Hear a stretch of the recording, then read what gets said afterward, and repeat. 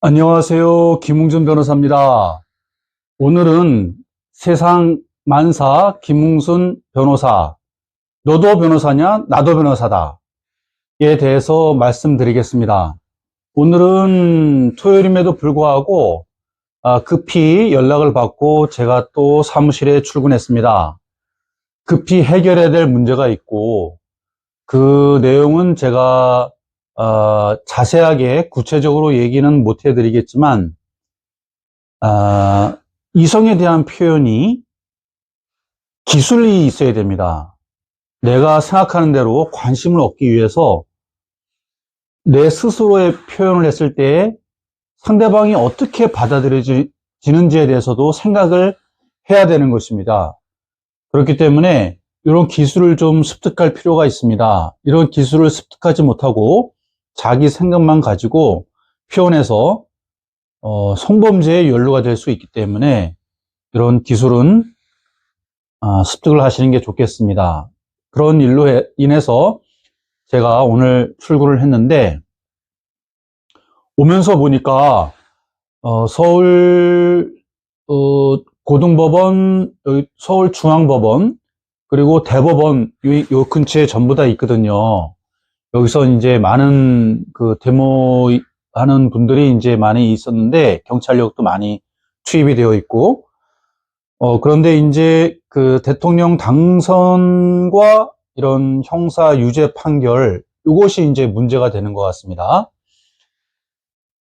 보통은 이제 이런 그 시대에 민감한, 지금, 이슈와 민감한 내용에 대해서는 제가 세상만사 변호사 일지에선 잘 다루지 않으려고 했었는데, 워낙에 많은 분들께서 여쭤보고 질문을 해 주시기 때문에 이것을 제가 세상만사 변호사 일지, 너도 변호사냐 나도 변호사다, 여기에 올려도 무방하리라고 생각이 돼서 알 권리 차원에서 제가 알려드리도록 하겠습니다. 일단 선거의 경우에는 국회의원 선거든 대통령 선거든 관계없이 피선거권이 없다면 선거 자체가 할 수가 없습니다. 그렇기 때문에 선거일 현재 피선거권이 있냐 없냐의 문제입니다. 지금 대통령 선거일은 2025년 6월 3일로 지정이 되어 있습니다. 그렇기 때문에 2025년 6월 3일 이전에 피선거권이 박탈이 된다면 그것은 대통령으로서의 당선이 될 수가 없는 것이고, 그렇다면 그 전에 피선거권이 박탈된다는 것은 무죄 추정의 원칙에 의해서 형사사건이 계속 중일 때는 일단 무죄로 보기 때문에 그 피선거권이 박탈되는 것이 아닙니다. 그래서 만약에 지금 우리가 이재명 대통령 후보의 경우를 보자면 지금 대법원에서 파기환송이 돼서 이제 2심에 들어가 있는데 2심에서 선고가 나고 여기에 대해서 7일 이내에 다시 대법원에 상고를 하면 또 대법원에 올라가게 되고, 그래서 더 이상 항소할 수 없는, 더 이상 상소할 수 없는, 그때 확정이 됐다고 보는 것입니다. 그러니까 이 사건이 확정이 되려면 2심에서도 선고가 끝나고 여기에 대해서 대법원에 상소를 할 것이고, 그리고 대법원에서 선고가 날 때, 이때에는 이제 더 이상 이의 제기할 수 없는 것이 되기 때문에 확정이 되었다, 이렇게 보는 거고, 지금 시간적으로나 물리적으로 보았을 때는 2025년 6월 3일은 지금 딱 한 달 남은 시점인데 그 안에 2심 재판이 끝나고 상소해서 대법원 재판이 끝난다고 하는 것은 지금 역사상 전례가 없는 거기 때문에 그거는 좀 생각할 수가 없는 것입니다. 그 이후에 이제 많은 분들이 궁금해하는 것이 대통령이 당선이 됐다, 그래서 임기가 개시됐다, 임기 개시 시점으로 지금 탄핵의 경우에 그 임기가 대통령 당선이 되는 경우에는 보통은 이제 전임 대통령의 임기가 만료할 때부터 임기가 개시되는 건데, 지금 같은 경우는 탄핵으로 윤석열 대통령이 신분을 상실하고 지금 현재 고리되어 있는 상황이기 때문에 대통령 당선 2025년 6월 3일 날 대통령 당선이 되면 그 즉시 당선의 효력이 발생하는 것이거든요. 임기가 바로 개시가 되는 겁니다. 그래서 임기가 개시된 이후에 피선거권을 박탈하는 대법원의 유죄 확정 판결이 나왔다. 이때는 어떻게 되는 것이냐? 이것은 대통령의 신분이 유지되는 경우에 그 유죄의 판결을 받은 것이기 때문에 이것은 대통령의 지위를 상실하는 것이 아닙니다. 대통령의 지위를 상실하는 것은 파면, 사임, 사망, 이 세 가지 이유에는 없습니다.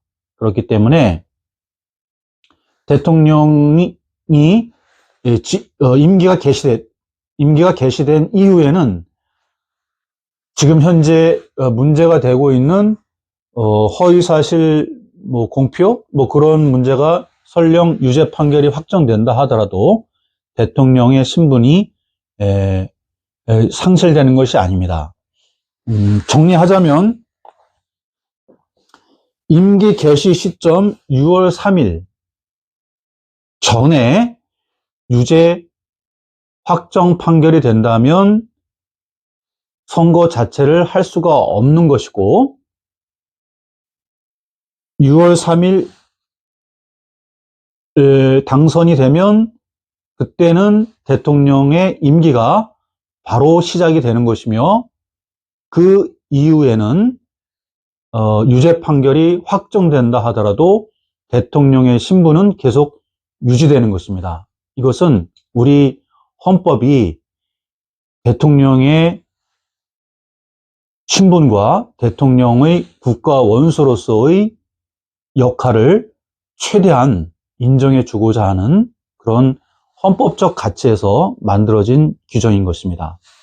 여기서 참고적으로 대통령의 임기 개시가 언제이냐, 대통령이 당선된 때가 언제이냐, 여기에 대해서는 일부 학자의 경우에는 2025년 6월 3일 선거가 치러질 것이고 개표가 완료되고 중앙선거관리위원회에서 당선인 결정을 한 시점이 대통령의 임기 개시 시점이다라고 주장하는 학자도 있습니다.